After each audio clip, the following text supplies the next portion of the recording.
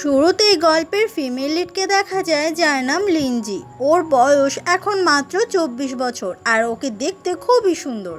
কিন্তু লিনজি সবসময় স্বপ্ন দেখে যে কোনো এক রাজপুত্র এসে ওকে একদম নিজের খুব কাছে টেনে নেবে আর কিস করবে। কারণ লিনজি এখনও সিঙ্গেল, তাই এরকম স্বপ্ন ও মাঝে মধ্যেই দেখে। অন্যদিকে লিনজির বাবাকে দেখা যায় ওকে হঠাৎ করে হসপিটালে আনা হয় কারণ ওর শরীর খারাপ। কিন্তু যখন সমস্ত ডাক্তার নার্সরা ওকে হসপিটালের রুমের দিকে নিয়ে যাচ্ছিল, লিনজির বাবা তখনও লিনজির বিয়ের সম্বন্ধই দেখতে ব্যস্ত ছিল। লিনজির মা বলে, এখন কি এইসব কথা বলার সময়? লিনজির বাবা বলে, প্রত্যেকটা সময় কাজে লাগানো উচিত। তখনই লিনজি ওর বাবাকে হসপিটালে দেখার জন্য ছুটতে ছুটতে চলে আসে।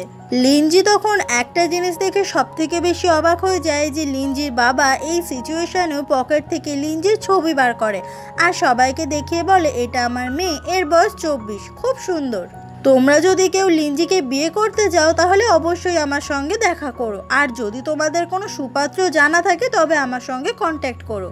আর এটাই হচ্ছে আমাদের গল্পের মেল লিড, যার নাম গুওই। আর তার কাছেই চলে আসে লিনজির ছবিটা। কিছুক্ষণ পরে লিনজির বাবার অপারেশন হয় আর একটা টিউমার বের করা হয়। আর লিনজির বাবার অপারেশন করে গুওই। বাবার শরীর থেকে এই টিউমারটা বেরিয়েছে এটা দেখে লিনজি তখন অনেক ইমোশনাল হয়ে যায়। লিনজি তখন গুওইকে বলে, থ্যাংক ইউ ডক্টর গু। কিন্তু গুওই তখন এর কোনো উত্তরই দেয় না। তখনই কিছু নার্সদের কথায় জানা যায় যে গুওই প্রায় 24 ঘন্টাই হসপিটালে থাকে। আর এই হসপিটালেরই ছোট একটা রুমে রাতে ঘুমায়, মানে যদি কখনো কোনো পেশেন্টের দরকার হয় সেই জন্য গুওই সবসময় এখানে আছে। সে হয়তো সপ্তাহে 1 কি 2 দিন বাড়িতে যায়, বাকি সময়টা হসপিটালেই থাকে। আর ডক্টর গু অনেক বেশি হ্যান্ডসাম হওয়ার জন্য প্রত্যেকটা নার্স ডক্টর গুয়ের ওপর ক্রাশ খেয়ে বসে আছে।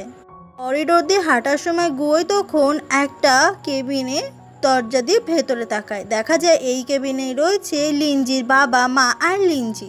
গুয়োই তখন পকেট থেকে ওই ছবিটা বের করে আর বুঝতে পারে যে লিনজির বাবা আসলে লিনজির কথাই বলছিল। লিনজি তখন ঘুম থেকে উঠে পড়লে গুয়োই তাড়াতাড়ি করেই ওখানে লুকিয়ে পড়ে। আর অদ্ভুতভাবেই গুয়োয়ের হার্টবিট বেড়ে যায়, মানে গুয়োও মনে মনে একটু একটু লাইক করতে শুরু করে দিয়েছে লিনজিকে। কিন্তু লিনজি তখন গুয়োইকে দেখতে পায় না। পরের দিন সকাল হয়ে গেলে গুন্ডা গোছের কিছু লোক চলে আসে হসপিটালে আর এসে জিজ্ঞাসা করে ডক্টর গু কোথায়। তাদের মুখ দেখেই বোঝা যাচ্ছিল যে কোনো একটা গুন্ডামি করার জন্যই হসপিটালে তারা এসেছে। এদের এই সমস্ত জিনিসগুলো দূর থেকে দেখতে পায় লিনজি। আর লিনজির পেছন থেকেই তখন গুয়োই আসছিল। লোকগুলো গুয়োইকে দেখতে পেয়ে ওর দিকে এগিয়ে আসলে গুয়োই তখন লিনজির হাতটা ধরে ওকে পেছনে সরিয়ে দেয় আর লোকগুলোর সঙ্গে কথা বলতে চলে আসে। একটা লোক তখন তার বউয়ের কিছু একটা রোগের ব্যাপারে কথা বলছিল। গুয়োই বারবার করে বলে এটা তার ডিপার্টমেন্টের নয়, কিন্তু লোকগুলো কিছুই মানতে চায় না, গুয়োর সঙ্গে খারাপ ব্যবহার করতে থাকে। লোকগুলো অনেক চিৎকার করলে গুয়োই বলে এখানে চিৎকার করবেন না, পেশেন্টরা ঘুমাচ্ছে। কিন্তু লোকগুলো তো কিছুই মানতে চায় না, উল্টে আরো বেশি করে চিৎকার করে। আর একটা সময় শুধু মুখে কথা বলা থেকে ওদের মধ্যে মারপিট লেগে যায়। দূর থেকে লিনজি এগুলো দেখে একেবারে অবাক হয়ে যায়। লোকগুলো গুয়োইকে খুব মারতে চেষ্টা করে। এসব দেখে লিনজি আর দাঁড়িয়ে থাকতে পারে না, ও তাড়াতাড়ি করে সেই ভিড়ের মধ্যে চলে আসে আর একটা একটা করে লোককে এদিক ওদিক সরাতে থাকে। আর ঠিক তখনই একটা লোকের ধাক্কায় লিনজি পুরো গায়ের ওপর পড়ে যায় গুয়োইয়ের। আর ঠিক তখনই গুয়োই লিনজিকে ধরে ফেলে। এরপরে লিনজিকে রেস্ট রুমে দেখা যায় আর ঠিক সেই সময়ই ওখানে গুয়োই আসে। গুয়োই এসে বলে তোমার কিন্তু অনেক সাহস। লিনজি বলে আমি কি ওদের মধ্যে একটু বোকামি করে ফেলেছি?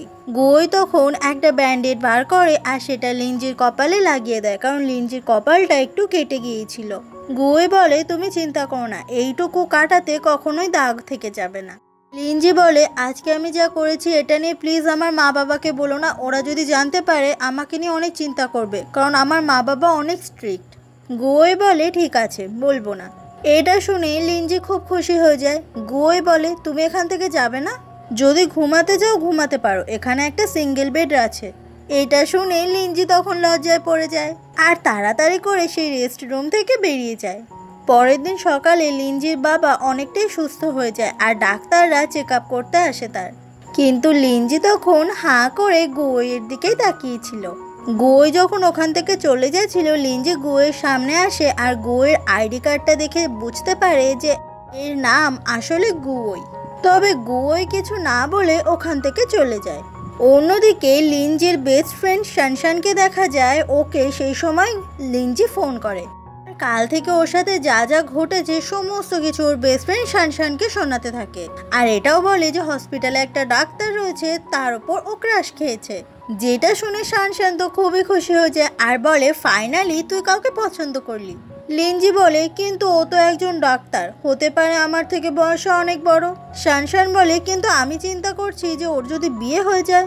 লিঞ্জি বলে, আমার মনে হয় ওর বিয়ে হয়নি, কারণ আমি ওর হাতে কোনো আংটি দেখিনি, আর 24 ঘন্টায় প্রায় হসপিটালে থাকে। যদি বিয়ে হতো নিশ্চয়ই বাড়ি যেত।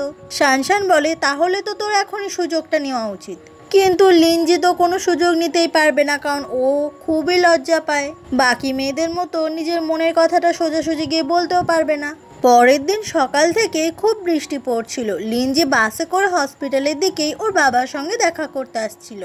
বাসটা এভাবে চলতে চলতে একটা স্টপেজে এসে থামে আর দেখা যায় ওই স্টপেজেই দাঁড়িয়ে রয়েছে গুয়োই। গুয়োই বাইরে থেকে লিঞ্জিকে দেখতে পায় আর তারপর বাসে উঠে ও লিঞ্জির পাশেই বসে পড়ে। লিঞ্জি তো বাসে উঠে ঘুমাচ্ছিল, তাই গুয়োর কাঁধে মাথা রেখে ও ঘুমোতে থাকে। কিন্তু গুয়োই তাকে কিছুই বলে না। এরপর লিঞ্জির হঠাৎ করে ঘুমটা ভেঙে যায়, কিন্তু ঘুম ভাঙলেও ও পাশে তাকিয়ে দেখে না যে কে বসে আছে, মানে অতটা লক্ষ্য করে না। লিঞ্জি নিজেকেই বলতে থাকে, এত বৃষ্টি হচ্ছে কেন, আমি এবার কি করে যাব? গুয়োই বলে, কেন তুমি ছাতা আনোনি? লিঞ্জি বলে, বাড়ি থেকে যখন বেরোচ্ছিলাম তখন তো রোদ ছিল। এরপর লিঞ্জি পাশে তাকায় আর যখনই ডক্টর গুয়োইকে দেখতে পায়, ও খুবই অবাক হয়ে যায় আর তখন খুব লজ্জা পেতে থাকে। যতই হোক গুয়োইকেও মনে মনে পছন্দ করা শুরু করেছে। গুয়োই বলে, কিন্তু আমি যতদূর জানি যে রোদ হোক বা বৃষ্টি, মেয়েরা সবসময় ছাতা কাছে রাখে। লিঞ্জি বলে, আমি এরকম মেয়ে নই, আমি তো বৃষ্টিতেও ভিজতে ভালোবাসি, মা বাবা বকবে বলে ছাতাটা নিয়ে বেরোই, তো আজকে বেরোনোর সময় রোদ ছিল।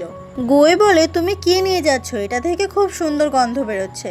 লিঞ্জি বলে, এটাতে আমি চিকেন স্যুপ বানিয়েছি বাবার জন্য। গুয়োই বলে, তুমি কি তোমার ফিউচার হাজবেন্ডকেও এরকম ভালো ভালো রান্না করে খাওয়াবে? লিঞ্জি বলে, অবশ্যই, আমার মা আমাকে এগুলো করতে শিখিয়েছে, আমার মা বেস্ট ওয়াইফ। এরপর ওরা দুজনে বাস থেকে নেমে যায়। কিন্তু ব্যাপারটা হচ্ছে, লিঞ্জি তো ছাতা আনেনি, ও যাবে কি করে হসপিটাল পর্যন্ত? ওই তখন ঘড়ি টাইম দেখে বলে যে আমাদের হসপিটালে পৌঁছতে এখনো সময় বাকি আছে। লিঞ্জি বলে, কিন্তু আমার বাবাকে তো সকাল 7:30টার সময়তেই ব্রেকফাস্ট করতে হবে। তাই লিঞ্জি তখন আর না দাঁড়িয়ে ছুটতে শুরু করে। আর এটা দেখে গুয়োই সেও লিঞ্জির পেছন পেছন ছুটতে থাকে। তারপর গুয়োর যে শার্ট ছিল সেটার তলাতে দুজন মিলে একসঙ্গে হসপিটালে এসে পৌঁছয়। তাতে করে ওরা দুজনেই বৃষ্টিতে কম ভেজে।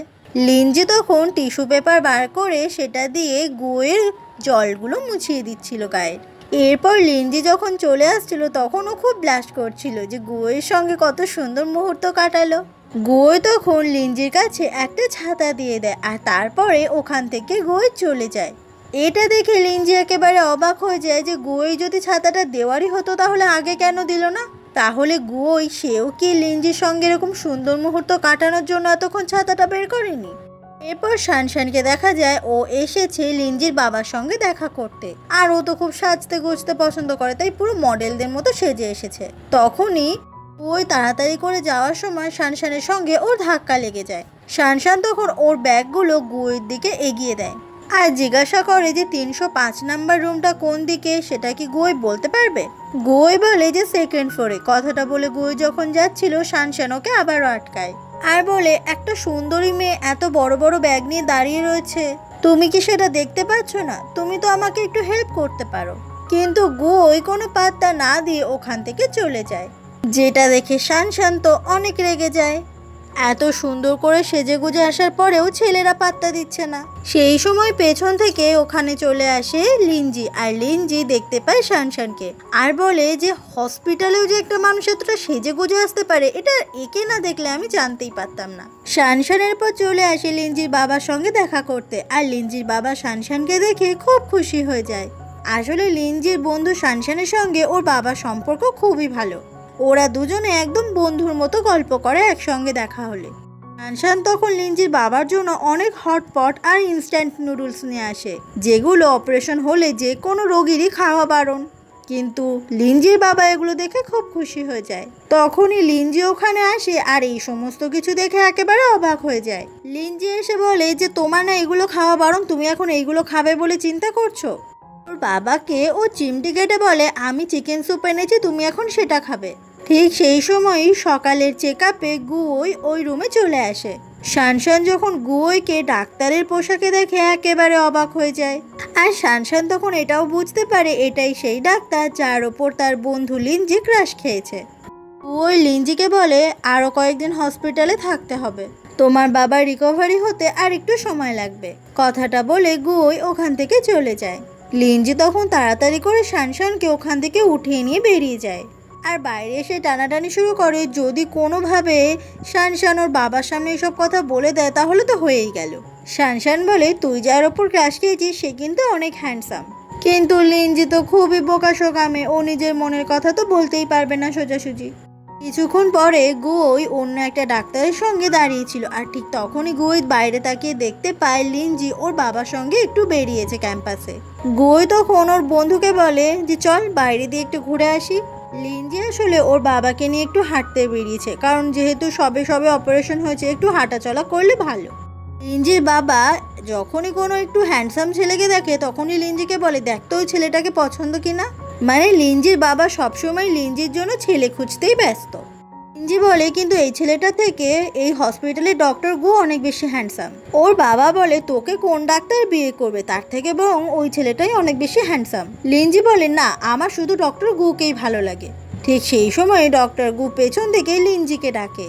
এটা শুনে লিঞ্জি আর লিঞ্জির বাবা দুজনেই তো খুব অবাক হয়ে যায়। আসলে ওদের পেছনে সত্যি সত্যিই ডক্টর গু মানে গুই চলে এসেছে। লিঞ্জি আর ওর বাবা তখন এমন একটা ভাব করছিল যে ওরা ডক্টর গুকে নিয়ে কোনো কথা বলছিলই না। তখনই লিঞ্জির বাবা বলে আমার পেটে খুব ব্যথা করছে, চল আমাকে নিয়ে হসপিটালে যাবি। এই সুযোগে লিঞ্জি ওর বাবাকে নিয়ে ওখান থেকে তাড়াতাড়ি করে পালিয়ে আসে। ওই আর ওর বন্ধু দুজনেই কিন্তু পেছনে দাঁড়িয়ে ওদের সব কথা শুনেছে।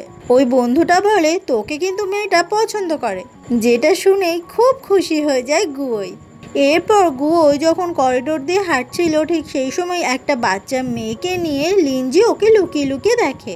তখনই বাচ্চা মেয়েটা দৌড়ে গিয়ে গুয়োইকে শক্ত করে জড়িয়ে ধরে। আসলে লিঞ্জি এটা বাচ্চা মেয়েটাকে শিখিয়ে দিয়েছে।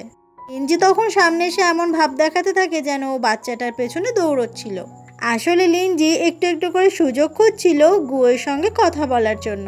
লিঞ্জি বলে যে তোমারও কি এরকম ছোট বাচ্চা আছে। কথাটা শুনে খুব অবাক হয়ে যায় গুয় আর বলে না। যেটা শুনে লিঞ্জি খুব খুশি হয়ে যায়। আসলে এটা লিঞ্জির একটা প্ল্যান ছিল, এটা জানার জন্য যে গুয় বিবাহিত না অবিবাহিত জানার জন্য। লিঞ্জি এরপর ওখান থেকে চলে যায় আর গুয় বলে তোমার কি এটা জিজ্ঞাসা করা উচিত ছিল না যে আমি সিঙ্গেল কিনা। পরের দিন দেখা যায় যে লিঞ্জির বাবা আগে থেকে আরো অনেক বেশি সুস্থ হয়ে গেছে, সেই জন্য লিঞ্জির মা এক নার্সকে ধন্যবাদ জানাচ্ছিল। তখনই গুয়োই ওখানে চলে আসে চেক আপ করতে। লিঞ্জির বাবা বলে আচ্ছা আমি বাড়ি কবে যেতে পারবো। ওই বলে আপনি এত তাড়াতাড়ি বাড়িতে যেতে চান? যাই হোক আপনি চিন্তা করবেন না, আপনি অনেক তাড়াতাড়ি সুস্থ হয়ে যাচ্ছেন, খুব তাড়াতাড়ি আপনি বাড়িতে যেতে পারবেন। কিছুক্ষণ পরে লিঞ্জি ওর বাবার ডিসচার্জ পেপার পেয়ে যায়, কালকেই ওর বাবাকে নিয়ে বাড়িতে চলে যেতে পারবে। তখনই ওখানে গুয়োই চলে আসে আর একটা ডিসচার্জ ফর্ম দিয়ে দেয় যেটা লিঞ্জিকে ফিল আপ করতে হবে। ডিসচার্জ ফর্মটা নিয়ে লিঞ্জি যখন বেরোচ্ছিল ওর এটা ভেবে খুব মন খারাপ লাগছে, বাবাকে নিয়ে বাড়িতে চলে গেলে এই হসপিটালে ওর আর আসা হবে না আর গুয়োর সঙ্গে ওর দেখাও হবে না। তখনই লিঞ্জি এটা ভেবে আবারও ছুটতে ছুটতে চলে আসে লিফটের কাছে, কারণ গুয়োর সঙ্গে ও আর একটা বার দেখা করতে চায়। লিঞ্জি যখনই লিফটের ভেতরে ঢুকে যায় ওপরে উঠবে বলে ঠিক সেই সময়ই অন্যদিকে লিফট থেকে নিচে নেমে আসে গুয়োই, কারণ গুয়োই সেও একবার লিঞ্জির সঙ্গে দেখা করতে চায়। দুজনই দুজনের মতো চারিদিকে দুজনকে খুঁজে বেড়াতে থাকে, কিন্তু কেউই কাউকে দেখতে পায় না। আর কাউকে খুঁজে না পেয়ে দুজনেরই মনটা তখন ভীষণ খারাপ হয়ে যায়। আর এইভাবেই দুজনের কেউই কারোর সঙ্গে দেখা করতে পারে না। এরপরে লিঞ্জি ওর বাবাকে নিয়ে হসপিটালের বাইরে চলে আসে, কারণ ওর বাবাকে নিয়ে আজকে বাড়ি ফিরে যাবে। এখান থেকে যাওয়ার সময় লিঞ্জি আর একবার হসপিটালের ভেতরের দিকে তাকায়, যদি গুয়োর সঙ্গে ওর একটা বার দেখা হয়ে যায়। কিন্তু সেটা আর হয় না। লিনজি ওর পরিবারকে নিয়ে ওখান থেকে চলে যায়। বাড়িতে এসে লিনজি নিজের পড়াশোনায় ব্যস্ত হয়ে যায়। আর লিনজির মা রান্নাঘরের কাজ নিয়ে, আর লিনজির বাবা সবসময় লিনজি কি করছে, কোথায় যাচ্ছে এইসব নিয়ে ব্যস্ত থাকে। তারপর অনেক দিন পরে নিজেদের বাড়িতে ওরা তিনজন মিলে একসঙ্গে খেতে বসে। লিনজিকে পড়াশোনার জন্য হেল্প করতে চলে আসে শানশান, আর দুজনে মিলে একসঙ্গে পড়তে থাকে। কিন্তু শানশান পড়তে পড়তে ঘুমিয়ে যায়। তখনই শানশানের বাড়িতে কেউ কলিং বেল বাজায়। শানশান দরজা খুলতেই দেখতে পায় যে একটা লোক গোলাপ ফুল নিয়ে দাঁড়িয়ে রয়েছে। আর এটা দেখে শানশান খুবই বিরক্তি হয়। আসলে এই ছেলেটার নাম হচ্ছে দাহাই, যে সব সময় শানশানকে এরকম গোলাপ ফুল দেয়। আসলে ও শানশানকে অনেক ভালোবাসে, কিন্তু শানশান বারবার করে বোঝায় যে তার হ্যান্ডসাম ছেলে পছন্দ, কিন্তু ছেলেটা কিছু বুঝতে চায় না। সে শানশানের সঙ্গেই থাকতে চায়। আর এই জন্য শানশান তো ছেলেটাকে একেবারেই পাত্তা দেয় না, প্রত্যেকবারই এইভাবে রিজেক্ট করে দেয়। শানশান তখন এমন একটা নাটক করতে থাকে যে শানশানের বাড়িতে ওর বয়ফ্রেন্ড এসেছে, আর ওর বয়ফ্রেন্ডের সঙ্গেই ও সুন্দর সময় কাটাচ্ছিল। যেটা দেখে ওই ছেলেটা তো একেবারেই অবাক হয়ে যায়। আর ওখানে একটু টাইম ওয়েস্ট না করে তাড়াতাড়ি করে পালিয়ে যায়। লিনজি তখন শানশানের ওপর রাগ দেখাতে থাকে, কারণ এই ছেলেটার কথা শানশান তাকে আগে কখনো বলেনি। শানশান বলে, এই ছেলেটার কথা আর কি বলবো, এ তো একদম পাগল একটা ছেলে। শানশান দুঃখ করে বলে যে আমিও যদি ওরকম মিস্টার গুয়ের মতো কাউকে পেতাম তাহলে তো হয়েই যেত। শানশান তখন লিনজির ফোন থেকে মিস্টার গুকে একটা মেসেজ করে দেয়। লিনজি তখন তাড়াতাড়ি করে চলে আসে শানশানের কাছে, আর ওর হাত থেকে ফোনটা কেড়ে নেয়। মেসেজটা তো সেন্ড হয়ে গেছে, এখন লিনজি চাইলেও কিছু করতে পারবে না। এদিকে গুয়োই যখন হসপিটালে বসে কাজ করছিল তখন মেসেজ ওর ফোনে আসে। তখন দেখা যায় যে লিনজির নাম্বারটা গুয়ের ফোনে কিন্তু সেভ করা আছে। সেখানে শানশান মেসেজে লিখেছে, আমি কি জানতে পারি তোমার কোনো গার্লফ্রেন্ড আছে কিনা। ঠিক সেই মুহূর্তেই লিনজির বাবা গুয়োকে ফোন করে। লিনজির বাবা বলে, আসলে আমি একটা কথা বলার জন্য তোমাকে ফোন করেছি। আমি কি দুদিন পরে না গিয়ে কিছুদিন পরে চেক আপ করতে হসপিটালে যেতে পারি? আসলে আমি একটু কাজে ব্যস্ত আছি। গুই বলে, ঠিক আছে। আচ্ছা, আপনার মেয়ে লিনজি কেমন আছে? লিনজির বাবা বলে, আমার মেয়ে খুবই ভালো আছে। এরপর লিনজির বাবা ফোনটা রেখে দেয় আর বলে যে গুই মানুষটা অনেক ভালো, আমার মেয়ের কথা জিজ্ঞাসা করছে।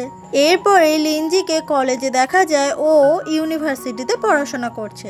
আর শুধু ও একা নয়, শানশানও ওর সঙ্গে আছে। শানশান এসে বলে, আচ্ছা তুই কি গুয়ের সঙ্গে দেখা করতে চাস? এটাতে তো এক পায়ে রাজি হয়ে যায় লিনজি। অন্যদিকে গুইকে দেখা যায় ও যখন একজন ডক্টরের সঙ্গে চেম্বারে কথা বলছিল তখনই একটা খুব সুন্দরী মেয়ে ওখানে চলে আসে, যাকে দেখে ওই মহিলা ডাক্তারটা বলে যে গডেস এসে গেছে। কিন্তু এই গাউসি নামের মেয়েটাকে দেখে গুই একদম খুশি হয় না। গাউসি বলে, আজকে তোমার কাছে সময় আছে? তাহলে আমরা একসঙ্গে ডিনার করব। অন্যদিকে লিনজিকে দেখা যায় ইউনিভার্সিটিতে পড়ার সময় ওর রুমমেট হিসেবে আরও বেশ কিছু মেয়েরা ছিল। তারা এক একজন এক এক রকম স্বভাবের। এই মেয়েটা, যার নাম লিলি, সে সবসময় সেজে গুজে থাকতে পছন্দ করে। প্রত্যেকবার এক একটা করে বয়ফ্রেন্ডকে জোটায়, কিন্তু কেউই লং লাস্টিং নয়। তাই বারবার ব্লাইন্ড ডেটে যায় আর কাউকে সেভাবে পছন্দ করতে পারে না। আর এটা হচ্ছে একটা টমবয়, মানে মেয়ে হয়েও তার আচার আচরণ কথাবার্তা সমস্ত কিছু ছেলেদের মতো। এদের সঙ্গে লিনজির সম্পর্ক কিন্তু অনেক ভালো। এরপর লিনজি নেমে আসে আর ওর আলমারি থেকে একটার পর একটা জামা কাপড় এদিক ওদিক ছুটতে থাকে। আসলে ওর একটাও মনের মতো ভালো ড্রেসই নেই, আর ওর এই অবস্থা দুজন মিলে বসে বসে দেখতে থাকে। টমবয় জিজ্ঞাসা করে, লিনজি তুই কি ঠিক আছিস? লিনজি বলে, না না, এবার আমাকে আর অপেক্ষা করলে হবে না, এবার আমাকেই সাহস করে মনের কথা জানাতেই হবে। কথাটা বলে লিনজি ব্যাগপত্র নিয়ে তাড়াতাড়ি করে বেরিয়ে যায়। লিনজি খুব খুশি খুশি মনে হসপিটালের দিকে আসছিল, কারণ আজ ওর মনের কথা জানিয়ে দেবে গুয়োইকে। এরপর লিনজি হসপিটালে চলে আসে আর নিজে অনেক সাহস দিতে থাকে যে সে আজকে বলবেই বলবে। লিনজি তারপর গুয়োইকে খুঁজতে খুঁজতে একটা রুমে চলে আসে, আর সেখানেও দেখতে পায় যে গুয়োই কোনো একটা মেয়েকে বলছে, আমি তোমার পাটা ম্যাসাজ করে দিচ্ছি। যেটা দেখে লিনজি একেবারে অবাক হয়ে যায় আর ওখানেই লুকিয়ে পড়ে। লিনজি তখন খুব মন খারাপ করে সেই হসপিটাল থেকে বেরিয়ে আসে। কত কিছুই না ভেবে আজকে এখানেও এসেছিল। ঠিক সেই সময় গুয়োই ওকে ফোন করে। লিনজি ফোনটা রিসিভ করলে গুয়োই বলে, কোথায় আছো তুমি? লিনজি তখন পেছনে তাকিয়ে দেখে যে গুয়োই ঠিক তার পেছন থেকে দাঁড়িয়েই কল করেছে। গুয়োই বলে, তুমি তো খুব ভালো দৌড়তে পারো। লিনজি এখানে গুয়োইকে দেখে খুব খুশি হয়ে যায়, আর যে ছোট্ট একটা মিসআন্ডারস্ট্যান্ডিং হয়েছিল সেটাও ঠিক হয়ে যায়। গুয়োই এরপর লিঞ্জিকে নিয়ে চলে আসে রেস্টরুমে। লিঞ্জি তখন কি বলবে কিছু বুঝতে পারে না, তাই চুপ করেই বসেছিল। লিঞ্জি যে কফিটা এনেছিল সেটা গুয়োয়ের দিকে এগিয়ে দেয়, আর কফিটা নিতে গিয়ে ওদের দুজনের হাতে হাতে ছোঁয়া লেগে যায়। লিঞ্জি বলে, আচ্ছা তুমি আমার ফোন নাম্বার কোথা থেকে পেলে? আমি তো হসপিটালে সব জায়গাতে আমার মায়ের ফোন নাম্বার দিয়েছি। এটা শুনে গুয়োই প্রথমে হাসে, আর তারপর একটা ডায়েরি থেকে লিঞ্জির ছবিটা বের করে, যেটার পেছনে লিঞ্জির ফোন নাম্বার লেখা ছিল। লিঞ্জি এটা দেখে একেবারে অবাক হয়ে যায়। গুয়োই এটাও দেখায় যে লিঞ্জি যে সেদিন মেসেজ করেছিল তুমি সিঙ্গেল কিনা, সেই মেসেজটাও লিঞ্জিকে দেখায়। সেদিন লিঞ্জি এটা ভেবে নিশ্চিন্ত ছিল যে গুয়োই তো আর আমার নাম্বার জানে না, তাই কে মেসেজ করেছে গুয়োই বুঝতেও পারবে না। কিন্তু এখন লিঞ্জি একদম হাতে নাতে ধরা পড়ে গেছে। গুয়োই বলে, রাত 9টা বেজে গেছে, তুমি কি আজকে এখানেই থাকবে? কিন্তু এখানে তো একটাই সিঙ্গেল বেড আছে। তো তুমি সারা রাত দাঁড়িয়ে থাকবে নাকি আমি সারা রাত দাঁড়িয়ে থাকবো? লিঞ্জি বলে, আমি এক্ষুনি হস্টেলে ফিরে যাব। গুয়োই এসে লিঞ্জির দিকে নিজের হাতটা তখন বাড়িয়ে দেয়, আর তারপর দুজন মিলে একসঙ্গে হাত ধরে হসপিটাল থেকে বেরিয়ে আসে। আজকে লিঞ্জি ভীষণ খুশি, কারণ ও গুয়োয়ের হাত ধরে বেরোচ্ছে। এর থেকে আনন্দের মুহূর্ত ওর কাছে আর কি বা হতে পারে। লিঞ্জি তখন ওর চুলের গার্ডারটা খুলে সেটা গুয়োয়ের হাতে বেঁধে দেয়, আর বলে, এটা হচ্ছে আমার দেওয়া চিহ্ন। এটা দেখে গুয়োই তো বেশ খুশি হয়ে যায়। কিছুক্ষণ পরে লিঞ্জি আবারও হোস্টেল রুমে ফিরে আসে। ওর বন্ধুরা তখন ওকে ওখানেই দাঁড়াতে বলে, আর জিজ্ঞাসা করে যে এত রাত অবধি লিঞ্জি কোথায় ছিল।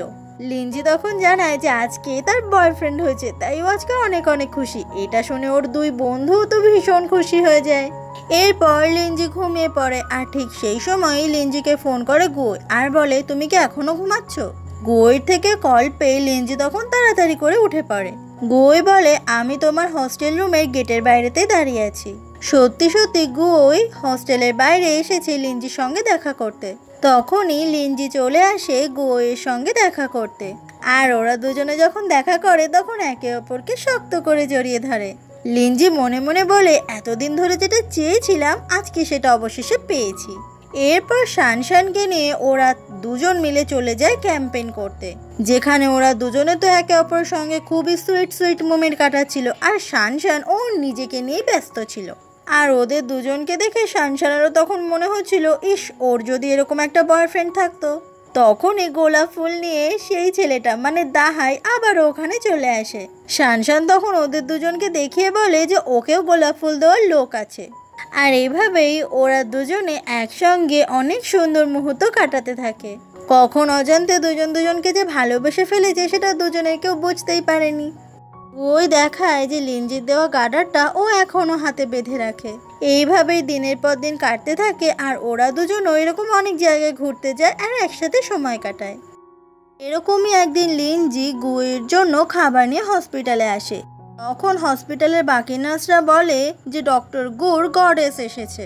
এটা শুনে তো লিঞ্জি খুব খুশি হয়ে যায়, আর বুঝতে পারে যে লিঞ্জি তো ডক্টর গুয়ের গার্লফ্রেন্ড, তো ওকেই বলছে। আসলে সেই সময় গাউসি নামের ওই মেয়েটা এসেছিল, আর ওকেই তো সবাই ডক্টর গুয়ের গডেস বলে। একজন নার্স এসে বলে যে ডক্টর গু তো বেরিয়ে গেছে। এটা শুনে খুব মন খারাপ হয়ে যায় লিঞ্জির, আর বুঝতে পারে সবাই গডেস আসলে ওকে নয়, এই মেয়েটাকে বলছে। লিঞ্জি এর পর চলে আসে গুয়ের চেম্বারে, আর সেখানে এসে ওই টিফিন বক্সটা রেখে দেয়। সেখানে টেবিলের ওপর ওর গুই আর ওর খুব সুন্দর একটা ছবি দেখতে পায়।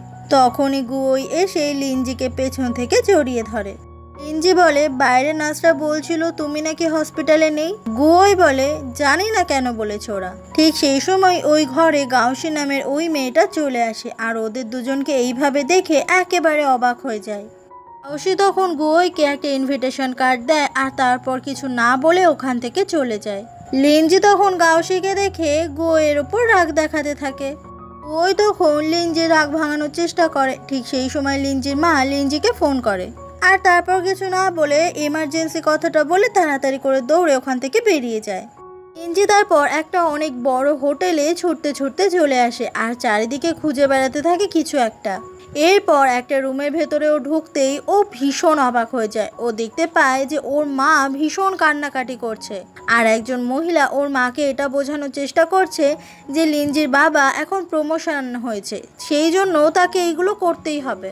লিনজির মা কান্না করতে করতে বলে সে লিনজির বাবাকে ডিভোর্স দিতে চায়। এই সমস্ত কিছু দেখে লিনজি খুব অবাক হয়ে যায়, বুঝতে পারে না আসল ব্যাপারটা কি। এরপর একদিন রাতে হটপট ডিনারের আয়োজন করা হয়, আর সেদিন গুয়োই ওর কাজিন গুশাওকে ওখানে নিয়ে আসে। গুয়োই তখন লিনজির সঙ্গে গুশাওয়ের পরিচয় করিয়ে দেয়। এই গুশাও সেও একজন ডাক্তার। সেই সময় ঘর থেকে ড্রিঙ্কসের বোতল নিয়ে বাইরে বেরিয়ে আসে শানশান আর বলে কোন ড্রিঙ্কসটা বেশি ভালো হবে। তখনই দেখা যায় যে শানশান আর গুশাও একে অপরকে অনেক আগে থেকেই চেনে, আর কেউ কাউকে সহ্যই করতে পারে না। আসল ব্যাপারটা হচ্ছে এই গুশাও শানশানের এক্স বয়ফ্রেন্ড। লিনজি ভেবেছিল আজকের এই ডিনার পার্টিটা খুব সুন্দর হবে, কিন্তু এই এক্স বয়ফ্রেন্ড হওয়ার চক্করে সব কিছুই ভেস্তে যাচ্ছে। আর শানশান তো গুশাওর সঙ্গে খুবই খারাপ ব্যবহার করতে থাকে।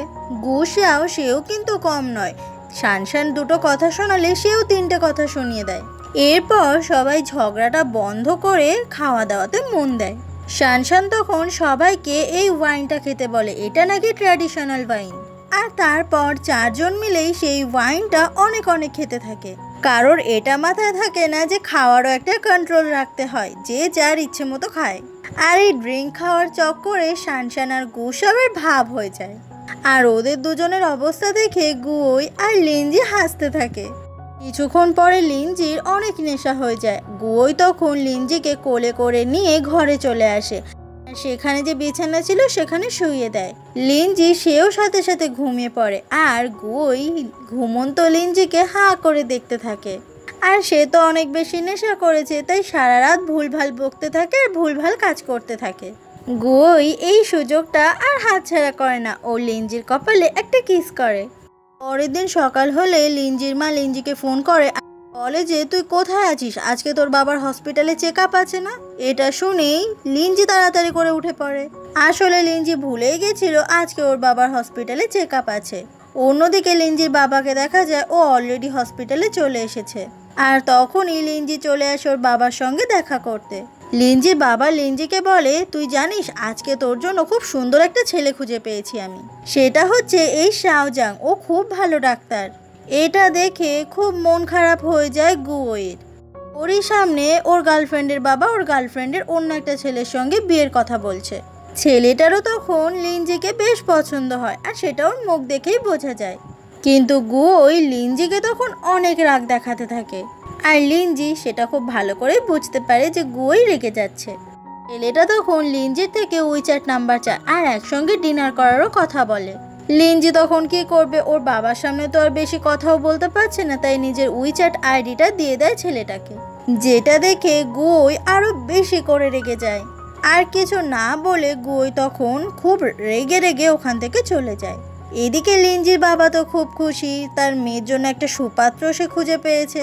লিনজি তারপর কেবিন থেকে বেরিয়ে আসে গুয়োয়ের রাগ ভাঙানোর জন্য। গুয়োই তখন কিছু নার্স আর ডাক্তারদের সঙ্গে কথা বলছিল, আর ওখানেই তখন লিনজি চলে আসে। লিনজি তখন প্লেটে থাকা একটা আপেল ওই গাওশাও নামে ছেলেটাকে খেতে দেয়, আর তারপর ওখান থেকে চলে যায়। যেটা দেখে আরো বেশি করে রেগে যায় গুয়োই। গুয়োয়ের পাশেই তখন দাঁড়িয়ে ছিল সেই গাওশি নামের মেয়েটা। সেদিন রাত হয়ে গেলে লিনজির বাবা হসপিটালেই ভর্তি ছিল, আর সেই কেবিনেই আরেকটা বেডে লিনজি ঘুমিয়েছিল। সেই সময়ই ওই কেবিনে লুকিয়ে লুকিয়ে কেউ একজন ঢুকে পড়ে, আর এসেই লিনজির মুখটা শক্ত করে চেপে ধরে। সেটা অন্য কেউ নয়, এটা তো গুয়োই। ওরা দুজনেই তখন দেখে যে লিনজির বাবা একদম নাক ডেকে ঘুমাচ্ছে। গুয়োই তখন লিনজির যে জামার বোতামগুলো খোলে সেগুলো ঠিক করে দিচ্ছিল, আর বলছিল এখানে কিন্তু অনেক ছেলে নার্স আছে। এটা শোনার পর লিনজি ইচ্ছে করে ব্ল্যাঙ্কেটটা বার করে নিজের পাটা দেখায়, আর বলে এখানে অনেক গরম। গুয়োই বলে তুমি এগুলো আমাকে সিডিউস করার জন্য করছো। তুমি জানো গাওশাও নামের ওই ছেলেটাও আজকে অন ডিউটি আছে রাতে, তাই ওর থেকে দূরে দূরে থাকবে। আর তারপর গুয়োই আবারও লিনজিকে ওখানে শুইয়ে দেয়, আর তারপর ওর গালে একটা কিস করে। যেই কিসটা পেয়ে লিনজি তো অনেক খুশি হয়ে যায়। তারপর গুয়োই ওখান থেকে চলে যায়। পরের দিন সকালে গুয়োর সঙ্গে লিঞ্জির যখন দেখা হয়, তখন গাওশাও নামের ওই ছেলেটাও লিঞ্জিকে দেখে কিছু কথা না বলে ওখান থেকে চলে যায়। লিঞ্জি তখন গুয়োকে বলে যে গাওশাও নামের ছেলেটা এরকম করলো কেন। ওই দেখায় যে ওর ফোনের ওয়ালপেপারটা গাওশাও দেখতে পেয়েছে আর বুঝতে পেরেছে যে লিঞ্জি ওর গার্লফ্রেন্ড। আসলে গুয়োই তো অনেক জেলাসি ফিল করছিল, তাই ওরও এটা ইচ্ছে করে আর যে ব্যাপারটা লিঞ্জির খুব ভালো লাগে। এরপর গুয়োকে দেখা যায় ও একটা আংটি কিনেছে যেটাও লিঞ্জিকে পরাবে।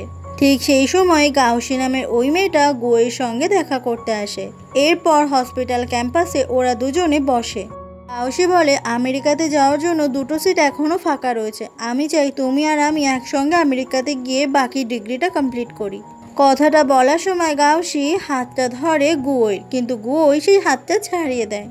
গুয়োই বলে আমিও সবসময় আমেরিকাতে গিয়ে ডিগ্রি কমপ্লিট করতে চেয়েছিলাম আর আমার মনে হচ্ছে এখন সেই সুযোগ এসে গেছে। কথাটা বলে গুয়োই ওখান থেকে উঠে চলে যায়।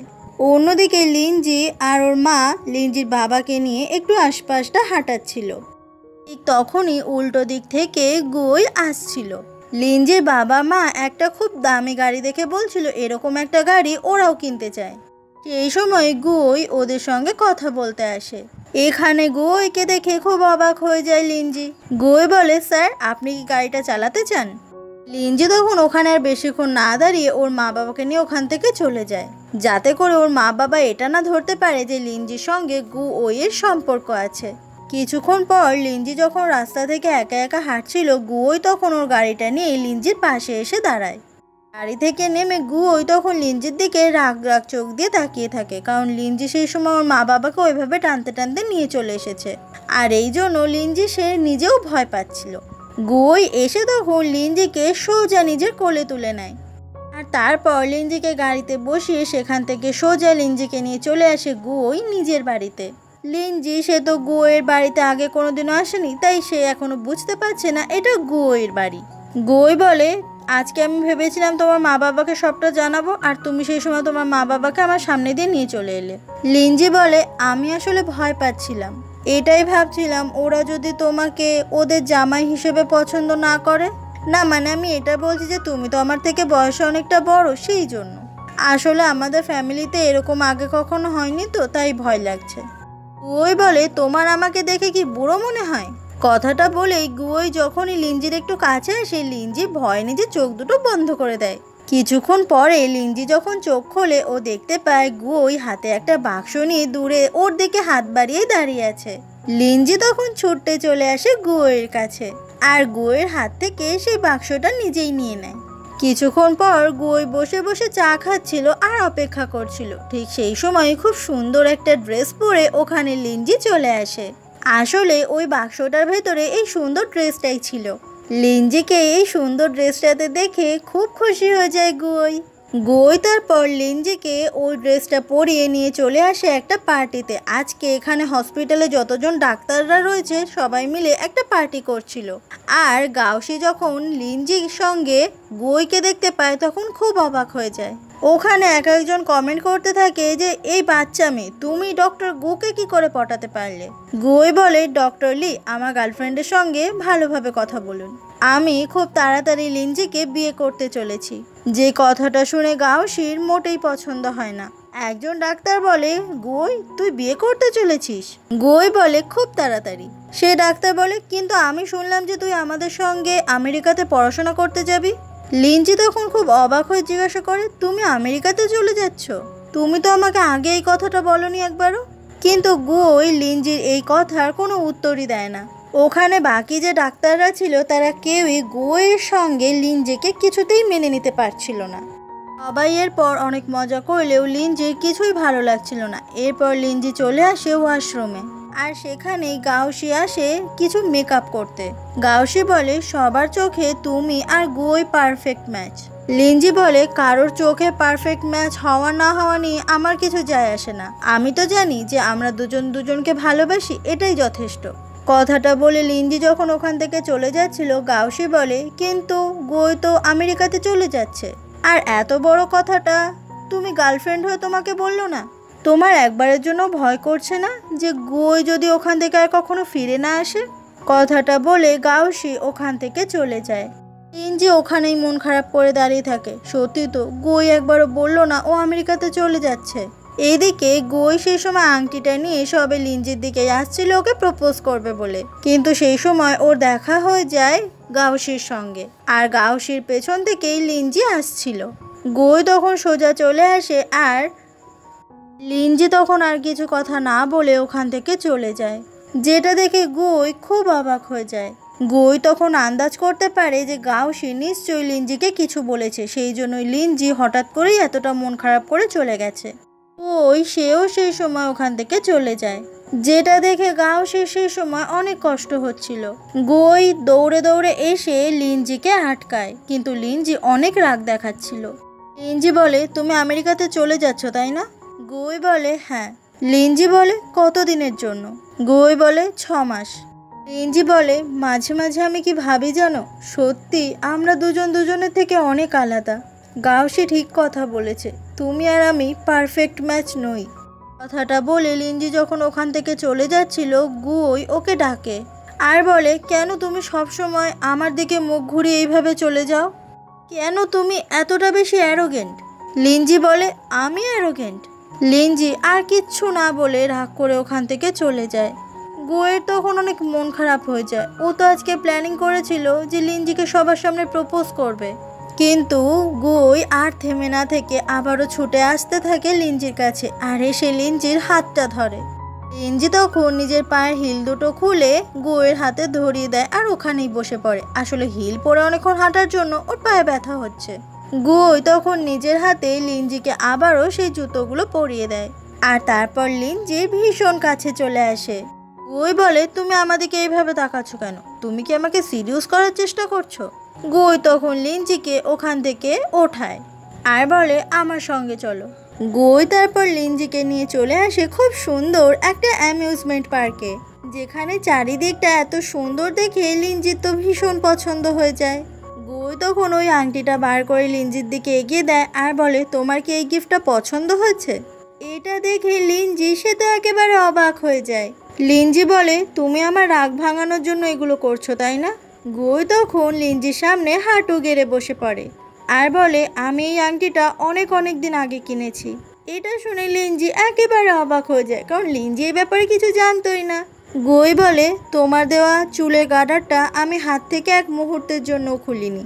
তুমি যেরকম তোমার চিহ্ন আমার হাতে পরিয়ে দিয়েছো, তেমনি আমিও চাই আমার একটা চিহ্ন তোমার হাতে থাকুক। তাই এবার থেকে তোমাকে সবসময় এই আংটিটা পরে থাকতে হবে, যাতে অন্যান্য হ্যান্ডসাম ডাক্তাররা তোমার থেকে দূরে দূরে থাকে। লিনজি এতটাই অবাক হয়ে যায় যে ও খালি হাঁ করে দেখতে থাকে। গই বলে, এইভাবে আমি হাঁটু গেড়ে আর কতক্ষণ বসে থাকবো? লিনজি বলে, ঠিক আছে, আর বসে থাকতে হবে না, এবার উঠে পড়ো। গই তখন নিজের হাতে ওই আংটিটা লিনজির আঙুলে পরিয়ে দেয়, আর আজকে ওরা দুজনে ভীষণ খুশি, কারণ গই যে ওকে প্রপোজ করে ফেললো। আর তারপর সেই আনন্দে দুজন অ্যামিউজমেন্ট পার্কে অনেক সুন্দর সুন্দর সময় কাটায়, অনেক রাইডস চড়ে, আর এরকমই সুন্দর একটা হ্যাপি এন্ডিং দিয়ে আজকে আমাদের ড্রামাটা শেষ হয়ে যায়।